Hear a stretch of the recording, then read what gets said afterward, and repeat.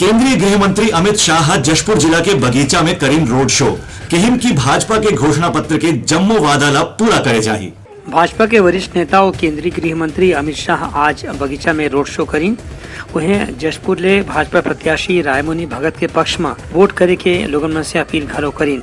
तब मौका में जनसभा ला संबोधित करत अमित शाह कहिन कि कांग्रेस के 70 साल के कार्यकाल में राम मंदिर बने के कोई भी प्रयास नहीं करेगी, लेकिन जब से नरेंद्र मोदी केंद्र में प्रधानमंत्री बने हैं तब से राम मंदिर के काम बहुत तेजी से आगे बढ़े थे और अब सर्वोच्च न्यायालय के आदेश ला पालन करे की स्थिति राम मंदिर के निर्माण के काम भी लगभग पूरा हो गए है।